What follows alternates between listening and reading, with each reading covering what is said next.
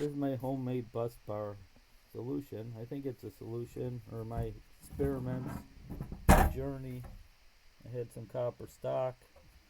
It's pretty thick. It's like a 1/4 inch thick, and it was about 1 inch. And I took an old switch box. There was a few switch disconnect. I was able to modify the internals there and get these mounted really tight on there, but insulated from the box, of course. And I was going to use this so it has room for 4 batteries. It would be, this would be like a negative and a positive, or vice versa. And then they were already tapped, so I didn't even have to do that. And then I would attach the main battery cables, big thick ones, on the top or bottom, wherever I wanted. But some reason I didn't. I decided I wanted to do this, which was have them on the side of my rack, my homemade server rack mount. And this is my existing setup. I have some copper bars. I have tape on this, but I have some copper bars. Goes from this to here. Another bar goes from this to here. I only have 3 batteries. I have that on each side. But the problem with this is I have to take apart the whole thing to isolate a battery. And I want to take this battery out and independently charge it, or open it up and balance it. It's got some unbalanced cells. So I thought I'd have, a cable coming from here to here. On this side, this is the positive. This is the negative here. And I made one for the other side. The way I made these was I took PVC, some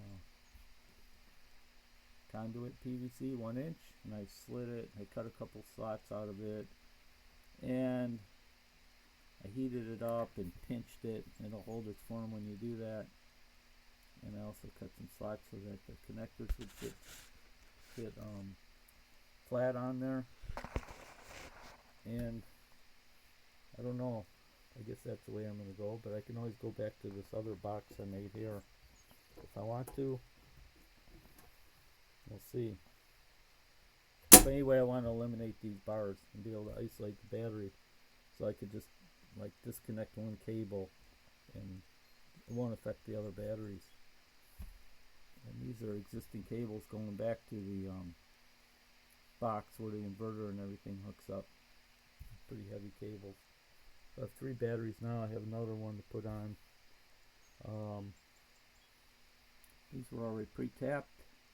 I salvaged these somewhere, I'm not sure where. I think my friend Roy gave me these bars. So I was lucky I had this copper.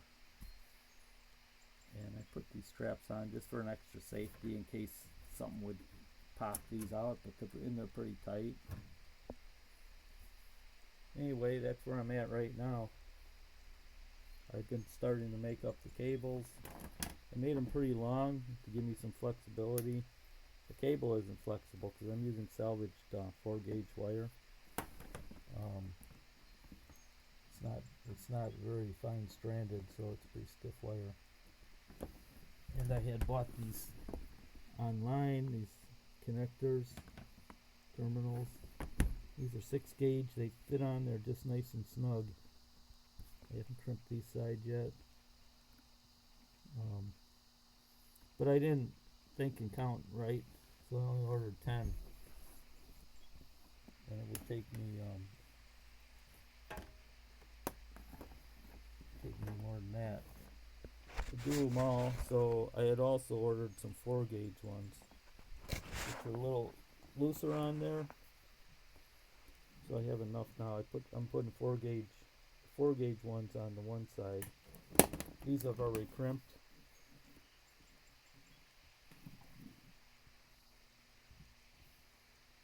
I have this small hand hydraulic crimper which I've been using.